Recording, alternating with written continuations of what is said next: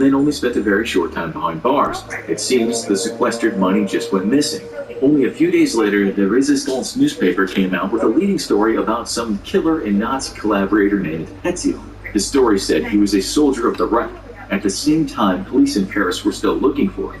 Valerie was even hired to look for him, so Petio was in fact looking for himself. He knew he had to get away, but he fell at the last hurdle. At precisely 10:15 a.m. on October 31st, he was recognized and arrested at a metro station in Paris. He was carrying a gun, a large amount of money, and at least 50 different documents covering a bunch of identities. In court, the defense argued that Petio had only killed enemies of France, and that those bodies at the house were not his doing. Petio told the court that he'd only found out about them after his release from prison, but that they were likely the remains of collaborators killed by members of his patriotic network. He told them that he was indeed a great patriot, one of the best there was. But when stories of his bombing campaigns and killing Nazis with super weapons were investigated, it was revealed this was pure fantasy. Meanwhile, many members of the resistance said that they'd never seen him, and those that had said he'd done nothing to help them. Petio was charged with killing 27 people and raking in the realm of 200 million francs in cash, gold, and jewelry. None of this bounty was ever found. Some of the experts involved believe that Petio had murdered as many as 150 people. In the end, he admitted to killing 63 enemies of France, and as for all those missing people he hadn't killed, he said South America was a big place, and that's why those people were never found, adding that some of his victims were alive and well, and just getting ready for the next war. In his psychopathic way, at one point the judge got angry with him because he wasn't paying attention and was instead doodling on some paper.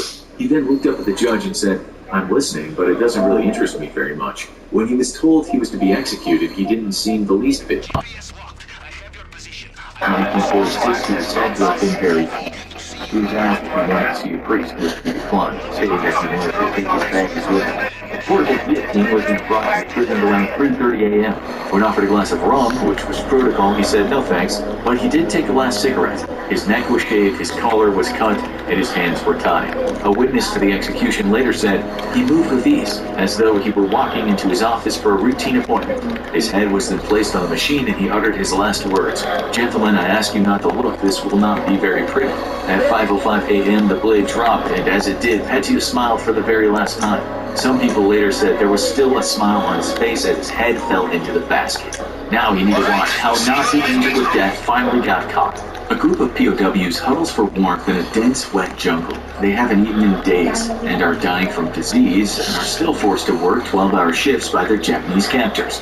As they try to get some rest before another grueling day begins, they hear the screams of one of their comrades. They close their eyes and pray that the soldiers don't come for them next. Every night someone is taken, and the smell of burnt flesh fills the air. The fire where the meat is cooked casts long dark shadows through the trees of the jungle as another human being is eaten by cannibals. War can turn men into monsters. Perhaps there's no better example of this than World War II. In Europe, the Nazis were murdering Jews and people who didn't fit into their ideology by the millions. In the Pacific Theater, countless war crimes were committed by both sides, and it was here that a gruesome secret would be uncovered after the war ended. Not only were POWs being mistreated and tortured, but in some cases they were being eaten by other humans. We're about to investigate several cases of cannibalism during World War II. You might want to prepare yourself to be shocked and appalled, because there are no happy endings to these stories. On September 2nd, 1944, a squadron of American torpedo bombers flew towards Chichijima Island, located south of the main island of Japan. Each aircraft carried a crew of 3. As they approached the island, anti-aircraft guns let loose. Explosions filled the sky as shrapnel flew in every direction. A heroic pilot tried to evade the Japanese countermeasures, but the belly of his plane was struck by an enemy shell. There was a jolt through the aircraft as the engine began to fail. The pilot shouted back to the rest of the crew that they he was able to drop their payload of 4 500-pound bombs. Their mission was complete, and they now needed to evacuate the aircraft, or they'd be killed on impact. The turquoise waters of the ocean could be seen on the horizon as the plane fell from the sky. There was no time to think. The crew strapped on their parachutes and jumped out of the aircraft while they were still over the island. The pilot kept the plane as level as possible, so his crew had the best chance of making it out and deploying their chute safely. Once the last crew member was out, the pilot could bail. He was now over the ocean, but he had no other choice. In a split-second decision that would save his life, the pilot opened the cockpit and jumped. He landed in the waves of the ocean and engaged his life preserver. The plane continued gliding for a few more seconds, smoke streaming from its wings, and then crashed into the waters of the Pacific Ocean. The pilot looked to the sky and watched as his crew's parachutes descended toward the island of Chichijima and disappeared into its jungle. When the crew of the aircraft landed, they unclipped their parachutes and slowly made their way through the thick foliage. Unfortunately, the island was controlled by the Japanese, and enemy soldiers quickly located them. They held the American soldiers at gunpoint and led them to their encampment. It was there that the POWs were tied up and held captive. As the sun rose the next day, the Japanese soldiers began to torture the Americans for information. The war in the Pacific had been raging for almost 3 years, and both sides were looking for any advantage they could get. Throughout the war, POWs had been mistreated by Allied and Axis powers in an attempt to uncover valuable info. But this Japanese regiment would take things to a whole new level. The American airmen were stabbed with bamboo spikes, waterboarded and beaten mercilessly. They didn't give up any information and refused to help the Japanese, which would cost them their lives. When the Japanese soldiers realized they would never get the information they wanted out of the Americans, they cut off their heads. The American soldiers' heroic actions would not become known until their remains were later found and their terrible fate discovered. It's unknown how much food the Japanese soldiers had on the island, but many claim that they were by no means starving, as there were plenty of resources available. This makes what happened next difficult to comprehend. When Allied forces took the island, the Japanese were forced to surrender. When the island was scouted and secured, the Allies found the remains of American soldiers that had been butchered and eaten. It was clear that the flesh had been cut from their bodies due to the knife marks on the bones. Japanese Admiral Kimitsu Mori would later testify that their chef had pierced the livers of the American soldiers with bamboo sticks and cooked it with soy sauce and vegetables. It's been hypothesized by some that in certain Japanese belief systems, the liver is the part of the body where courage and power come from. By eating the liver of enemy soldiers, some Japanese military leaders believed that they would be given the power to defeat their adversaries. However, the liver was not the only part of the POWs that was eaten. Other Japanese soldiers stated that their commanding officer, Lieutenant General Yoshio Tachibana, ordered them to consume the flesh of 4 American soldiers who had landed on the island. The most disturbing part of all was that this was not an isolated incident. It's not totally clear what the motives behind the cannibalism on Chichijima were. Some of the soldiers who ate the human flesh might have been starving, but several accounts do suggest that the Japanese officers planned this human sacrifice on the island. Either way, 8 men who crashed on Chichijima were all killed, and at least 4 of them were consumed by Japanese soldiers. The day the plane went down over Chichijima, the pilot who bailed out just before the aircraft hit the ocean watched his crew land on the coastal island. When their parachutes disappeared into the jungle canopy, he began looking around for any form of rescue. There appeared to be nothing else around but waves and the debris from crashed aircraft as far as the eye could see. The current dragged him further and further out to sea. Suddenly something started to bubble from below. The ocean's waters began to swirl all around him. It was as if a giant creature were ascending from the depths to eat him. The pilot tried desperately to swim away just as the top of a submarine broke the water's surface. It was the USS Finback. The submarine had been dispatched to find survivors from planes that had crashed during the air raid. Filled with joy, the pilot began swimming toward the Finback. He was worried about his crew, but there was nothing he could do for them at the moment. As sailors aboard the submarine pulled the pilot into their vessel, they asked what his name was. George H.W. Bush, the man replied. Unknown to everyone on board, they just rescued the future 41st President of the United States of America.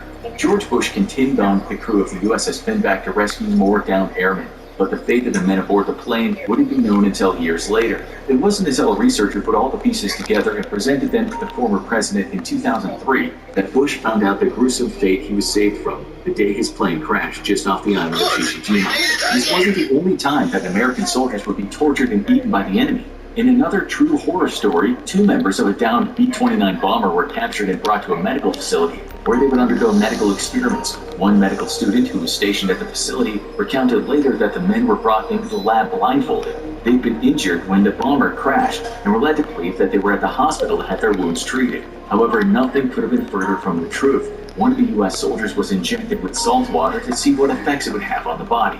The other had his chest cut open and a lung removed. The doctors wanted to know how the respiratory system would respond with only one lung.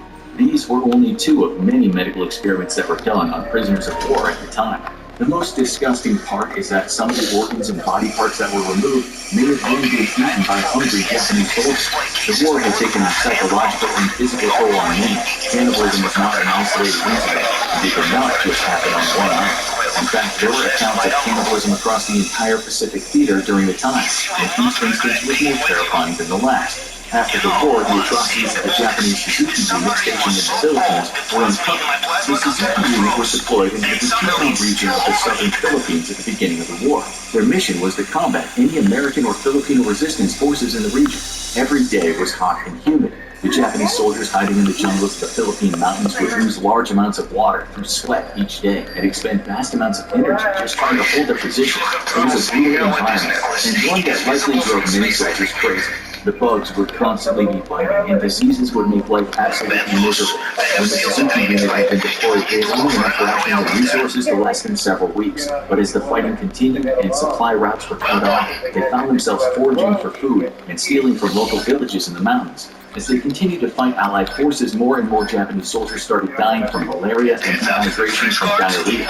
It was determined by doctors in the unit that the only way the men could stay healthy enough to keep fighting was if they had a constant source of protein. Unfortunately, this was hard to come by in the dense jungles of Fukushima. The Japanese had killed and eaten local farmers' pigs, livestock, and chickens, and now the only source of protein left were bugs and other humans. The Japanese started to eat the bodies of prisoners who died from illness or injuries. There were also cases of POWs being executed for trying to escape and then immediately being flayed and cooked to feed the Japanese troops. In testimonies by Japanese soldiers, they described in detail how they would sometimes have to sneak into nearby Filipino villages in order to find the victims to cannibalize. In the cover of night, Japanese soldiers would enter a village. If there was someone out alone, they would come up behind them and render them unconscious with the butt of their gun before they could alert others in the village that something was wrong. The soldiers would then bring the victim back to camp, where they would cut meat from their skeleton and eat it to obtain the protein they needed. The human flesh would often be boiled with vegetables. Other times, it would be left out in the sun to be cured. The Suzuki unit's cannibalistic activity was likely done exclusively to stay alive, although surrendering might have been a better option in hindsight. When American forces captured the Suzuki unit and entered their camp, they were horrified at what they found. The human flesh was still in the process of being cooked, and human skeletal remains littered the ground. It became clear very quickly that the Japanese soldiers had been surviving off of human meat for some time. When the remains were examined, it appeared that many of the humans who had been consumed were Filipinos. 9 members of the Japanese unit were sentenced to death for their actions. However, many more likely ate human flesh at the time to keep from starving to death. Surrender was not an option for the Japanese, as they would rather fight to the death than surrender to the Americans and dishonor their country. This was true even if it meant hiding in the jungle and living off human flesh for years. Before World War II officially broke out in the Pacific, Japanese forces had been securing as many strategic points as possible. One of these places was Papua New Guinea. Japanese troops were sent to the region relatively early on in the conflict to establish airfields and naval ports to make attacking Australia possible. The Japanese captured soldiers from India, Singapore, and other parts of Asia who were aiding the Allied forces, many of which were then forced to build the wartime infrastructure Japan needed in Papua New Guinea. As Allied forces started gaining ground in the region, Japanese forces retreated further and further into dense jungles. They would take their prisoners with them to aid in building new encampments. Again, surrender was not an option for these Japanese soldiers, so they continued to fight even though the territory was all but lost. They eventually became cut off from supply lines, and no reinforcements would be able to reach them. As food ran out, the Japanese soldiers looked for other sources of protein. They originally tried hunting the Aboriginal people of Papua New Guinea, but quickly found out that they were too hard to capture since they knew the land better than anyone. They also tried killing Australian soldiers as a source of sustenance, but this proved to be too difficult as well, so they turned to the prisoners under their control. The Japanese needed them for manual labor, but the intense hunger pains began to overpower any rational thoughts. One Pakistani corporal who survived being a prisoner in Papua New Guinea recounted that toward the end of the war, Japanese soldiers were killing and eating 1 prisoner a day. The horrifying thing was that this lasted for around 100 days. It's highly likely that over 100 people were eaten by the Japanese soldiers in Papua New Guinea alone. But it gets worse. The other prisoners would watch each night as one of them was selected to be sacrificed so their Japanese captors could satisfy their hunger. The survivor said that whoever was chosen would be taken to a small hut where their screams could be heard echoing through the jungle. It appeared that they would be flayed alive. Those who survived having parts of their legs and arms cut off would then be thrown into a ditch, where they would bleed out as they prayed for death. When the Japanese soldiers were questioned about their decisions, some startling information came forth. The cannibalism was most often done for survival reasons, but not always. During one soldier's trial, he said that when he had killed and eaten an Australian soldier, it was for 2 reasons. The first was because he was starving, but the second and more sinister reason was that he had an intense hatred for the enemy. As horrendous and vile as these accounts are, it's important to remember that not every Japanese soldier was engaged in cannibalism. These were isolated incidents. On top of that, most would never have eaten another human if they were not dying from starvation. Early on in the war, intense bombings and fighting occurred within Australia and the surrounding region. The Japanese first attacked the mainland of Australia in February of 1942, when they found starving and cruelty. By the next year, the Japanese had conducted 97 different air raids on the country. During this time, Japanese movement submarines were also embracing sites and shelling the suburbs surrounding the city. The Australian military would capture the midget subs every once in a while, but whenever they opened the hatch, the 2 Japanese soldiers inside would be dead from self-inflicted gunshot wounds to keep them from being captured. It was when the Australians started pushing the Japanese back toward Asia that they uncovered the cannibalism of their own people. Australian troops would advance from one island to the next, making sure they were clear of any enemy presence. When they came to the larger islands of Papua New Guinea and Indonesia, they were met by heavier resistance. It was also here that they would come across abandoned Japanese encampments with the remains scattered around. Oftentimes, the bones showed signs of being butchered. Toward the end of the war, the Japanese soldiers that were left to fend for themselves became desperate. It's in the camps of these soldiers that more signs of cannibalism were found. As Australian soldiers and other Allied forces worked their way through the Pacific Islands and came across Japanese camps, they noted that several contained the remains of captured Australian soldiers. However, the only thing left of them were their hands and feet. Everything else had been eaten. So it would appear that cannibalism was happening all throughout the Pacific theater by groups of Japanese soldiers. It wasn't done by everyone, but some soldiers who were desperate to survive